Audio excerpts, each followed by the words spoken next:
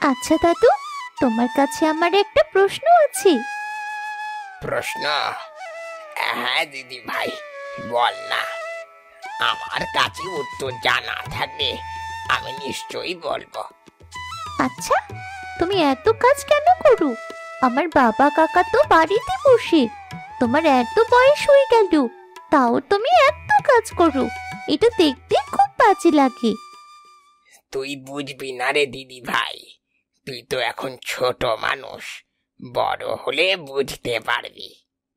কেন বুঝতে পারবো না? নিশ্চয়ই পারবো, তুমি একবার বলেই তো দেখো।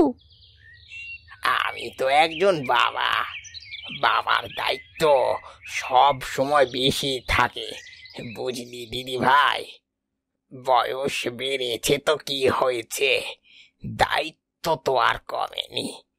মাছ ধরি, বিক্রি করি, এই জীবন। তোমায় দেখে আমার খুব কষ্ট লাগে। তুমি বাবা কাকাকে বলতে পারো না কাজ করার জন্যে? যতদিন কাজ করতে পারছি করি, তারপর তো তোর বাবাদেরই কাজ করতে হবে। দিদি ভাই, এখন বাড়িতে চল, ভালোই বেলা হয়ে গেল। দোলালের দুই ছেলে, বাবলু এবং ভোলা, দুজনেই বাড়িতে বসে থাকে। তাদের বৃদ্ধ বাবা খুব কষ্ট করে কাজ করে তাদের সবার সংসার চালায়।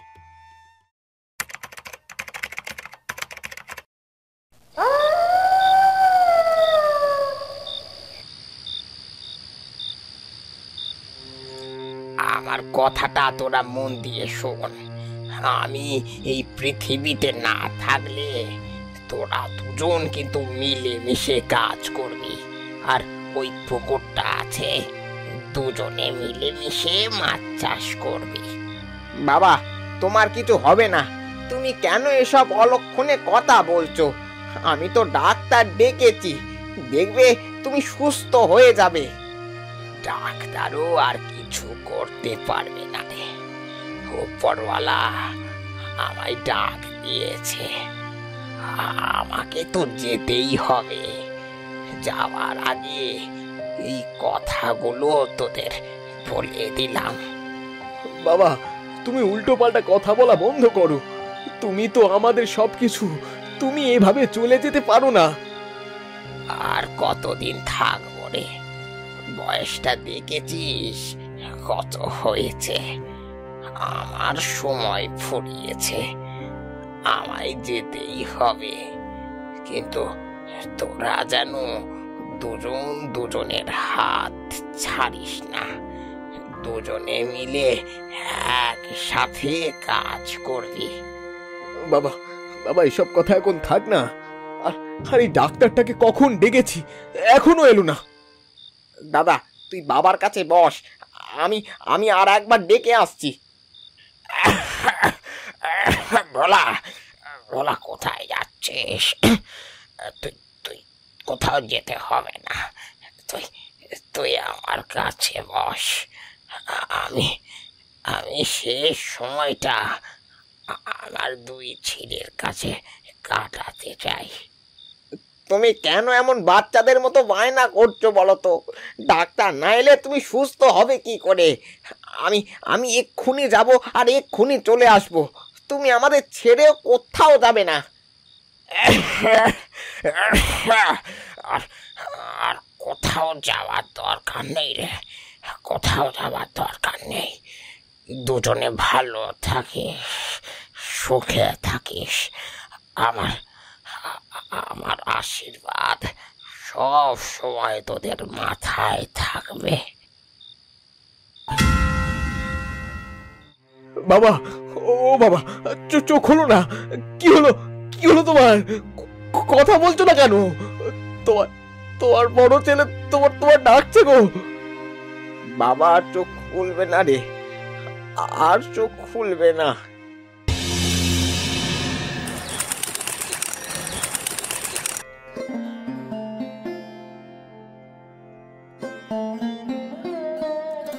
কই গো, উঠবে তো, সকাল হয়ে গেল যে, এবার কাজ কাম তো করতে হবে। কি কাজ করব বলো তো গিন্নি? আমি তো কোনো কাজই পারি না। কাজ না করলে খাবো কি? কিছু তো একটা কাজ করতে হবে। বাবা বলে গেল দুজন মিলে পুকুরটায় মাছ চাষ করবি, কিন্তু মাছ চাষের যে কিছুই জানি না আমি। আমি একটা কথা বলবো, ওই পুকুরে দুজন মিলে মাছ চাষ না করে পুকুরটাকে তুমি হাতিয়ে নাও। লোক দিয়ে চাষ করালেও আমাদের সারা বছর ভালোভাবে কেটে যাবে। তাহলে যে বাবার কথার অমান্য হয়ে যাবে। আমি তো বাবার কথার অমান্য কোনোদিনই করিনি। আরে আমি আমাদের ভালোর জন্যই বলছি। কোনোদিন করনি তো কি হয়েছে, আজকে করবে। আর যেই মানুষটা পৃথিবীতে নেই সেই মানুষটার কথা অত ভেবে লাভ নেই। তুমি কি সব বলছো? আমার বাবার নামে একটা কথা আমি শুনতে চাই না। তোমার এবার বড্ড বেশি বেশি হয়ে যাচ্ছে। আমায় মাফ করো, আমি এমন ভাবে বলতে চাইনি। আমার ভুল হয়ে গেছে গো। আমি তো আমাদের ভালোটাই চাই। পরবর্তীকালে আমার বাবার নামে এমন কথা যেন আমি আর না শুনি। না গো, বলবো না। আমার ভুল হয়েছে, তবে যেই কাজটা করতে বললাম ওটা করো, আমাদেরই ভালো হবে গো। ঠিক আছে, আমি দেখছি কি করা যায়। তুমি আমার জন্য চা নিয়ে এসো।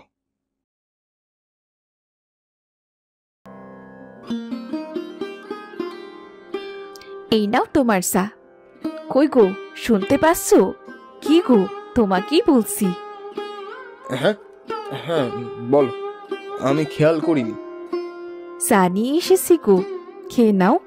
কাল রাত থেকে তো কিছুই খাওনি। আমার খাবার ইচ্ছে নেই গো, একদম ভালো লাগছে না। আমি জানি গো, কালকে বাবা মারা গেল, মন মেজাজ ভালো নেই, কিন্তু নিজের শরীরটা তো ভালো রাখতে হবে, কাজকর্ম তো করতে হবে। আর আমাদের মেয়েটার ভবিষ্যৎ, তাকে তো আর ডুবিয়ে দিলে হবে না। সবই বুঝতে পারছি গো, কিন্তু আজকে আমার কিছুতেই মন লাগতে চাইছে না। ঠিক আছে, তাহলে আজকের দিনটা তুমি বিশ্রাম নাও, কালকে থেকে কাজে লেগে পড়বে। মাছ চাষ সম্পর্কে তো আমার তেমন ধারণা নেই। ভাইয়ের সঙ্গে কথাবার্তা বলতে হবে। হ্যাঁ, দুজন মিলেই তো কাজ করবে, আলোচনা করে নেওয়াটাই ভালো। এখন চাটা খেয়ে নাও, কতবার ধরে বলছি। আচ্ছা গিন্নি, তুমি খেয়েছো? না গো, আমার খাওয়া হয়নি। তোমার আগে খাওয়া হলে তারপরে আমি খাবো। স্বামীর আগে স্ত্রীর খাওয়া উচিত নয়। এসব কুসংস্কার ছাড়া কিছুই নয়, সব বুজরুগি। এসো, দুজনে মিলে চা খাই। আমার কাছে আমার স্ত্রী আগে। পুকুরটা বেশ বড়ই আছে, গিন্নি খারাপ কিছু বলেনি। গোটাটা পেয়ে গেলে সারা বছর বসে বসে খাওয়া যাবে। হ্যাঁ, রোজকার একটু অল্প হবে, তবে চলে যাবে। কিরে ভাই, পুকুর পাড়ে দাঁড়িয়ে একা একা কি বকে চলেছিস? আরে না না, কিছু না, ওই এমনি আর কি। আচ্ছা, সেসব নয় গেল, কিন্তু এই পুকুরে তো আমাদের এবার দুজনকে চাষ করতে হবে রে। বাবা তো সেই মতোই নির্দেশ দিয়ে গেল। না, দুজনে চাষ হবে না, এই পুকুরে শুধুমাত্র আমি মাছ চাষ করব। এইসব কি বলছিস তুই? বাবা কি বলে গেছে তোর মনে নেই? বাবার কথার অমান্য করার সাহস তো তোর এতদিন হয়নি, তাহলে আজকে কি হলো রে? আমি বলে দিয়েছি মানে বলে দিয়েছি, এরপর একটাও কথা আমি শুনবো না। কাকে রাগ দেখাচ্ছিস তুই? আমি তোর দাদা হই, জানিস তো। এই পুকুর আমি ছাড়বো না, তা তুই যা পারিস করে নে। কেন, ওই পড়ে থাকা 1 বিঘা জমিটা তুই নিয়ে নে, আমাকে এই পুকুরটা ছেড়ে দে। পুকুরটা ছেড়ে দেওয়াটা বড় কথা নয়, বড় কথা হলো বাবার নির্দেশ।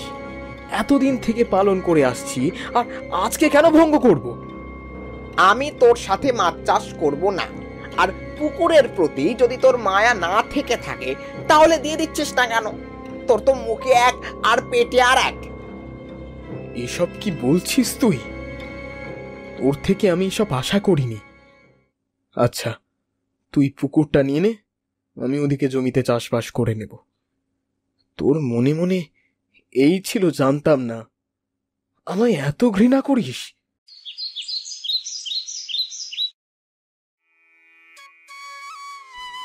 ওই তো বাবা চলে এসেছি। মা, মা, আমি বাবার সাথে খেতে বসবো। বলি, তুই আজকে একা খেয়ে নে, আমার খেতে ভালো লাগছে না, আমি ঘরে গেলাম। আরে আরে, আগে কথাটা তো শেষ করে যাও। হ্যাঁ, কি বলবে বলো। আর ভালো লাগছে না, আমি শোবো। কি হয়েছে? তোমার মুখটা এমন হয়েছে কেন? ভাই কিছু বলেছে নাকি? হ্যাঁ, একটু কথা কাটাকাটি হয়েছে, আর একটা বড় সিদ্ধান্ত নিয়ে ফেলেছি আমি। বড় সিদ্ধান্ত? সেটা কি, আমায় বলো। ভাই গোটা পুকুরটা নিয়েছে, আর আমি ওদিকের চাষের জমিটা নিয়েছি। বাবার কথা অমান্য করেছ। আমি আমি কত করে বোঝালাম, আমার কথাটা একবারও শুনলো না। তার জন্যে মন খারাপ করার কি আছে? তুমি ওদিকে জমিটাতে ফসল চাষ করো, দেখবে উপরওয়ালার কৃপায় সব ভালোভাবেই চলে যাবে। হ্যাঁ বাবা, কিচ্ছু হবে না। তুমি মন খারাপ করো না বাবা। তুমি মন খারাপ করলে আমারও যে ভালো লাগে না। এসো বাবা, আমরা একসাথে খাওয়া দাওয়া করি। মেয়েটা কত করে ডাকছে তোমায়, তুমি মন খারাপ করে না খেয়ে শুয়ে পড়লে ভালো দেখাবে বলো? আমি আমি আমার বাবা আর ভাইকে খুব ভালোবাসতাম। বাবা তো আর পৃথিবীতে নেই, কিন্তু ভাই যে মনে মনে আমাকে এতটা ঘৃণা করত সেটা জানতাম না। তাই একটু কষ্ট হচ্ছে গো। জানি গো জানি, আপন মানুষ বদলে যেতে দেখলে সকলেরই কষ্ট হয়, কিন্তু কি আর করবে বলো? তার জন্যে মন খারাপ করে বসে থাকলেও তো হবে না, খাওয়া দাওয়া তো করতে হবে, কাজও তো করতে হবে। আমাদের এই ফুলির মুখ চেয়ে আমি সব করছি। খেতে দাও, দুজনে একসাথে বসেই খাবো। এবার খুশি তো রে আমার পাগল মেয়ে? খুশি মানে? আমি খুব খুশি হয়েছি।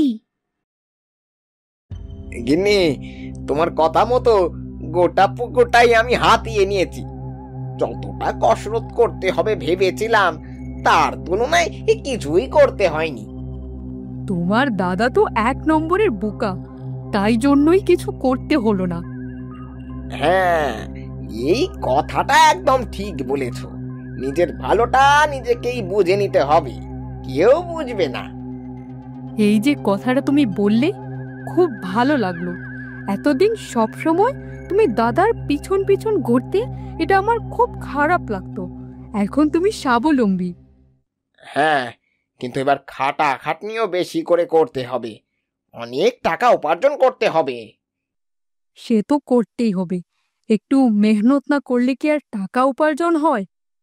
কেন জানি না, কিন্তু আজকে মনটা বেশ খুশি খুশি লাগছে। মনটা বেশ হালকা হয়ে গেল। নিজের জিনিস হয়ে গেলে মনটা নিশ্চিন্ত হয়ে যায়। দুজন মিলে ভাগাভাগি, এসব যেন জটিল ব্যাপার। বারবার ঝামেলা হওয়ার থেকে একবার ঝামেলা করে আলাদা করে নেওয়াই ভালো। আচ্ছা, অনেক কথা হয়েছে, এবার আমার ঘুম পাচ্ছে। আমি ঘুমালাম, তুমিও ঘুমিয়ে পড়ো।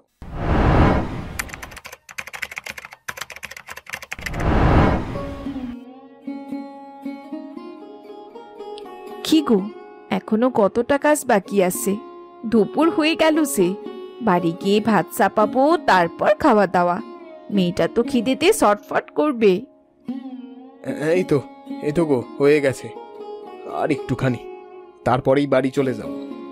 ফুলি তো জানে আমাদের অবস্থা, দুজনেই মাঠে চলে আসি, কি আর করা যাবে। বাবা মা, কাজ বন্ধ করো। আগে খাবার খেয়ে নাও, তারপর কাজ করবে। খাবার আমি নিয়ে এসেছি। তুই খাবার নিয়ে এসেছিস? তুই খাবার পেলি কোথা থেকে? কেন? আমি রান্না করলাম তো। আমি মায়ের থেকে দেখেই রান্না শিখেছি। আজকে তোমাদের দেরি হচ্ছে বলে করে ফেললাম। সে কি রে, আমি কি বলছি সব ঠিকঠাক আছে তো? তুই আমাদের কাউকে কিছু না জানিয়ে একা একা আগুনে রান্না করলি? কেন মা, আমি আগুন জ্বালাতে পারি না নাকি? আমি আর ছোট্ট নেই, কি বলো না কেমন হয়েছি? আচ্ছা, ওকে আর বকাবকি করো না। মেয়েটাও তো ভালোবেসে রান্না করেছে, আর তুমি বকাঝকা করছো। খাবারগুলো বার, সবাই মিলে একসাথে খাবো। মায়ের থেকে বাবাই ভালো, মা শুধু বকাঝকা করে। ঠিক আছে, এখন খেয়ে নাও সবাই মিলে। দেখো গিন্নি দেখো, আমাদের পুকুরে কত মাছ লাফালাফি করছে, বেশ বড় হয়ে গেছে সব। হ্যাঁ গো, সেটাই তো দেখছি, আমাদের পরিশ্রম কাজে দিয়েছে। শুধু পরিশ্রম বললে হবে না, এত বড় পুকুর ছিল বলেই তো বেশি মাছ চাষ করতে পেরেছি। আমার দাদাকে যদি দিয়ে দিতাম তাহলে তো এত মাছ পেতামই না। এখন বুঝতে পারছো তো আমি কেন বলেছিলাম? আমি তো আমাদের ভালো চাই, ভবিষ্যতে যাতে উন্নতি হয় সেটা চাই, খারাপ চাই না গো। সেটা তো আমি এখন বুঝতে পারছি। তখন শুধুই তোমাকে চেঁচিয়ে দিয়েছিলাম, তার জন্য আমায় মাফ করে দিও গিন্নি। তুমি আমার স্বামী, আমার থেকে অনেক বড়, এভাবে ক্ষমা চাইতে নেই। আর স্বামী স্ত্রীর মধ্যে এমন একটু আধটু ঝামেলা হয়েই থাকে, ওই নিয়ে চিন্তা ভাবনা করলে হবে না। ভাগ্য করে আমি একটা স্ত্রী পেয়েছি। কাল ভোর ভোর জাল দেব, তুমিও থাকবে বুঝলে। এটাই তো আমাদের প্রথমবার মাছ চাষ, মানে আমার হাতে প্রথমবার। তুমি থাকলে আমারও ভালো লাগবে। হ্যাঁ, নিশ্চয়ই থাকবো, কেন থাকবো না? তুমি যে সব সময় আমার পাশে থাকো, এটাই আমার কাছে অনেক। আর কি চাই? হ্যাঁ হ্যাঁ, আরো বিশ্বাস করো, তারপর যখন বিশ্বাস ভেঙে অর্ধেক সম্পত্তি হাতিয়ে নিয়ে চলে যাব, তখন বুঝতে পারবে।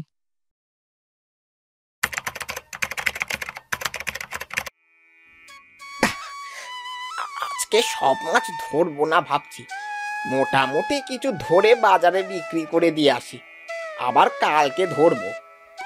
হ্যাঁ হ্যাঁ, সব মাছ ধরে কি হবে? যদি না বিক্রি হয় তাহলে তো নষ্ট হয়ে যাবে, তার থেকে অল্প অল্প করে নিয়ে যাওয়াই ভালো। গিন্নি, আজকে যা উপার্জন হবে তা দিয়ে তোমায় একটা ভালো বেনারসি শাড়ি এনে দেব। বেনারসি শাড়ি এনে দেবে? আমার অনেক দিনকার ইচ্ছে গো। আমি জানি তো, ওই জন্যেই তো এনে দেব বলছি। দাঁড়াও, এবার জালটাকে টেনে ওপরে তুলি, দেখি কতগুলো মাছ পড়লো। কি সর্বনাশী কাণ্ড, একটা মাছও জালে ধরা পড়লো না। কি হলো ব্যাপারটা? হ্যাঁ, আমিও তো সেটাই ভাবছি। কাল রাতে তো দেখলাম এত মাছ লাফালাফি করছে। গিন্নি, চিন্তার কিছু বিষয় হয়নি, মাছ জাল থেকে ছেড়ে বেরিয়েছে, পুকুর ছেড়ে তো বেরোয়নি। হয়তো ভালোভাবে জালটা পড়েনি, আর একবার দিয়ে দেখি। হায় হায়, আমার মাছগুলো কোথায় গেল? এক রাতের মধ্যে আমার মাছ কে উধাও করে দিল? অত অত বড় বড় মাছ কত কষ্ট করে চাষ করেছিলাম। এই, ঢং করো না তো, একটু কিছু হলে তো কাঁদতে লেগে গেল। আমি জানি না, আজকে আমার বেনারসির শাড়ি চাই, তুমি যেমন বলেছ তেমন দিতে হবে। যাক, ফসলগুলো ভালোই হয়েছে, বর্ষা ঢোকার আগেই কেটে ফেলতে পারবো। আমার আর কোনো চিন্তাই রইল না। কেমন আছিস রে দাদা? তোর কাজকর্ম কেমন চলছে? আমার তো ভালোই চলছে। তোর কি খবর? তোর মুখটা বাংলার পাঁচের মতো হয়ে আছে কেন? কিছু সমস্যা হয়েছে নাকি? সমস্যা? সমস্যা বলে সমস্যা? পুকুরে মাছ চাষ করেছিলাম, সব লস হয়ে গেল। কেন রে, কি হয়েছে? মাছগুলো মরে গেছে নাকি?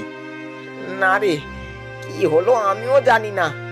কালকে রাতে পুকুরের সামনে গিয়েছিলাম, দেখলাম প্রচুর বড় বড় মাছ লাফালাফি করছে। আর আজকে সকালে জাল দিচ্ছিলাম, একটা মাছও জালে পড়লো না, একটা মাছের লাফালাফিও দেখতে পেলাম না। সে কি, এটা আবার সম্ভব নাকি? হ্যাঁ, এটাই হয়েছে। তাই আমি তোর কাছে সাহায্য চাইতে এসেছি। তুই যদি এখন আমায় কিছু টাকা দিতিস তাহলে ভালো হতো। না রে, আমি টাকা দিতে পারবো না। আমি টাকা দিলে আমার সংসার চলবে না। একটু জোগাড় করে দে না রে। আমি তো তোর ভাই হই বল, যতই হোক রক্তের সম্পর্ক তো। এমন কথা বলে কিছু হবে না রে। বাবার পুকুরটা তো তোকে দিয়েই দিলাম, বাবার আদেশ অমান্য করলি, আমি আর কিছু করতে পারবো না। এখনো তোর কথায় আমার বিশ্বাস হচ্ছে না। দাদা দাদা, আমি মিথ্যে কথা বলছি না রে। দয়া দয়া করে আমায় বিশ্বাস কর। বিশ্বাস না হলে তুই একবার চল, নিজে গিয়ে দেখবি।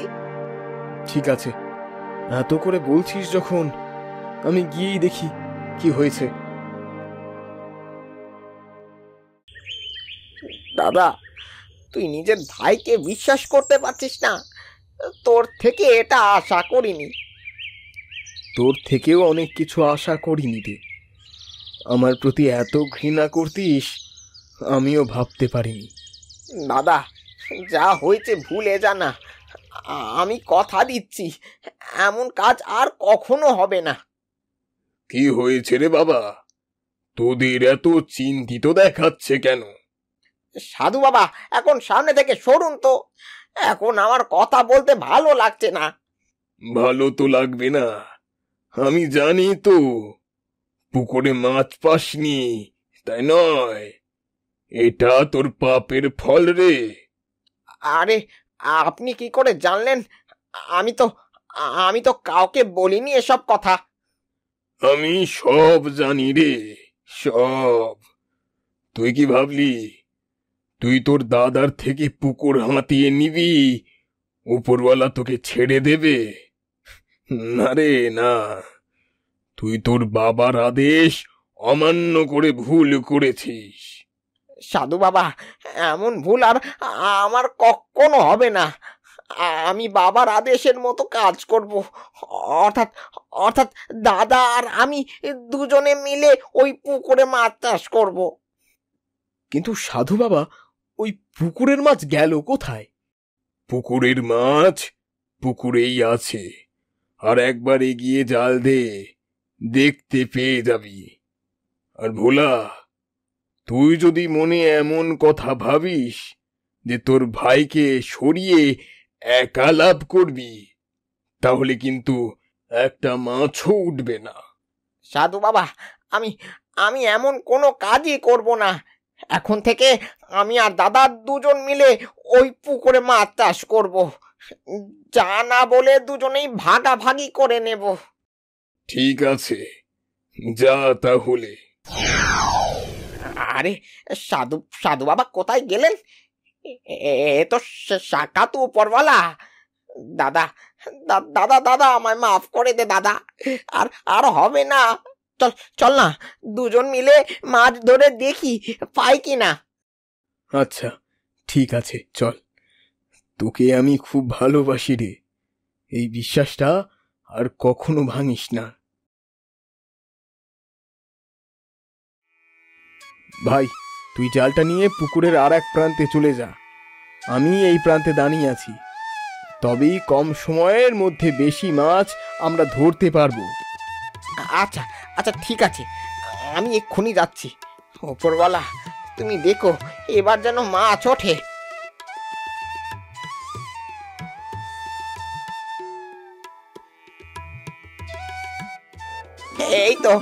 এই তো এবারে এতগুলো মাছ ধরা পড়েছে।